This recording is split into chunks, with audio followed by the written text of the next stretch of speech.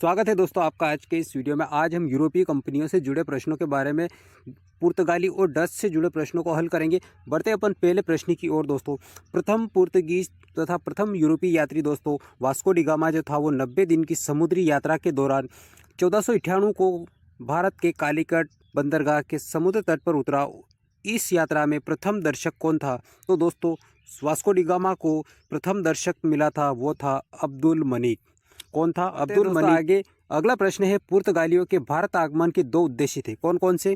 अरबों और वेनिस के व्यापारियों का भारत से प्रभाव समाप्त करना और ईसाई धर्म का प्रचार प्रसार करना पुर्तगालियों के प्रमुख दो उद्देश्य थे। पुर्तगालियों द्वारा अपनी सामुद्रिक साम्राज्य कंपनी को क्या नाम दिया गया? तो दोस्तों जो इनकी सामुद्रिक साम्राज्य कंपनी थी इसका नाम था एस्तादो द इंडिया। क्या नाम रखा था सामुद्रिक कंपनी का?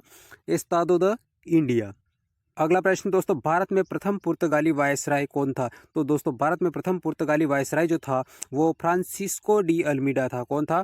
फ्रांसिस्को डी अल्मीडा भारत में प्रथम पुर्तगाली वायसराय था। प्रश्न दोस्तों, भारत में पुर्तगाली साम्राज्य का वास्तविक संस्थापक कौन था? तो दोस्तों भारत में पुर्तगाली साम्राज्य का संस्थापक जो वास्तविक संस्थापक था वो अल्फांसो डी अल्बुकर्क को माना जाता है। किसको? अल्फांसो डी अल्बुकर्क जो था वो वास्तविक पुर्तगाली साम्राज्य का संस्थापक था। दोस्तों पांचवा प्रश्न है, प्रारंभ में पुर्तगालियों की राजधानी कोचीन थी, बाद में वायसराय निन्नू डी कुन्हा ने, कौन था ये? निन्नू डी कुन्हा ने राजधानी को में परिवर्तन किया और पुर्तगालियों की नई राजधानी कहाँ बनाई गई? तो दोस्तों निन्नू डी कुन्हा ने पुर्तगालियों की दूसरी नई राजधानी बनाई थी गोवा में। कहाँ पर बनाई गई? गोवा में इसके द्वारा नई राजधानी बनाई गई। प्रश्न दोस्तों, भारतीय एवं अरबी जहाज़ों को कार्टेज परमिट के बिना अरब सागर में प्रवेश करना वर्जित था। किसके बिना? परमिट जो होता है, कार्टेज नाम का एक परमिट होता है, उसके बिना अरब सागर में प्रवेश वर्जित था। इस पद्धति को क्या कहा जाता है? तो दोस्तों इस पद्धति को कार्टेज आर्मेडा पद्धति कहा जाता था। क्या कहा जाता है इसको? कार्टेज आर्मेडा पद्धति कहा जाता है। दोस्तों इसी से जुड़ा सातवां प्रश्न, कार्टेज परमिट प्राप्त करने वाले अरबी और भारतीय जहाज को किस प्रकार की सामग्री ले जाने का अनुमति नहीं थी? तो दोस्तों इन लोगों को काली मिर्च और गोला बारूद जैसे सामान ले जाने की अनुमति नहीं थी। किसको? भारतीय जहाज। तो आगे आठवें प्रश्न की ओर। तो पुर्तगालियों को भारत में किन वस्तुओं की शुरुआत का श्रेय दिया जाता है? तो दोस्तों पुर्तगाली भारत में क्या क्या लेकर आए थे? तो पुर्तगाली भारत में प्रिंटिंग प्रेस, जहाज निर्माण और तंबाकू की खेती लेकर आए थे। क्या क्या?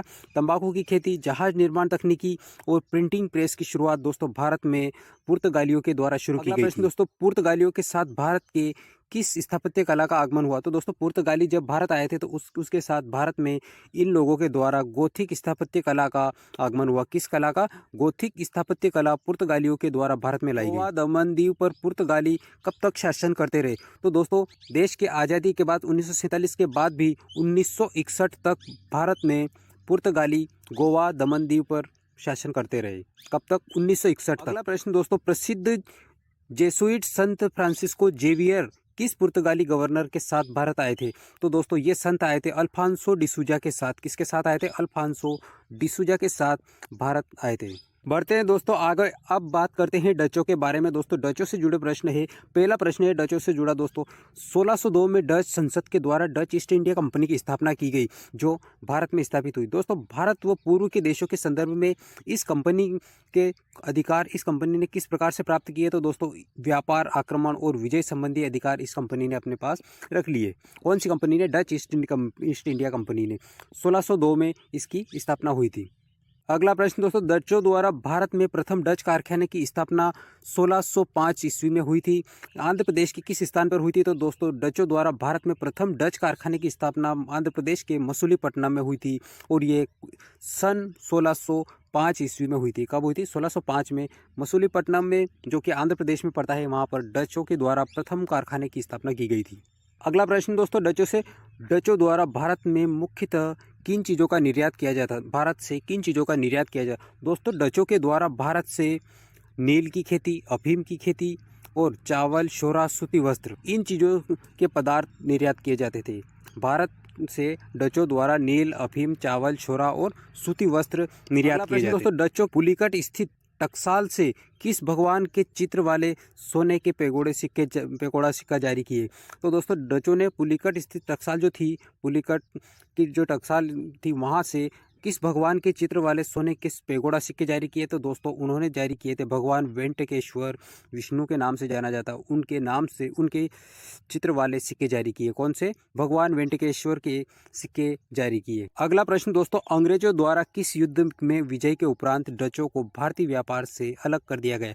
तो दोस्तों वेदरा के युद्ध में अंग्रेजों के द्वारा डचों को हरा दिया गया और यहाँ अंग्रेजी शासन कायम हो गया भारत में। दोस्तों वेदरा के युद्ध के बाद 1759 में वेदरा का युद्ध हुआ था। इस युद्ध के बाद अंग्रेजों के द्वारा ये युद्ध विजय होने के बाद डचों को भारतीय व्यापार से अलग कर दिया गया। दोस्तों वीडियो पसंद आया तो लाइक कीजिए, चैनल पे नए हैं तो प्लीज़ चैनल को सब्सक्राइब कर लीजिए। इसी तरह के आपको टेट एग्ज़ाम से या किसी भी टीचिंग एग्ज़ाम हो या किसी भी प्रकार की कॉम्पिटिटिव एग्ज़ाम से जुड़े प्रश्नों के बारे में इस प्रकार के प्रश्न लेकर आता रहूँगा मैं। मिलेंगे अगले वीडियो में, तब तक के लिए आपको बहुत बहुत धन्यवाद।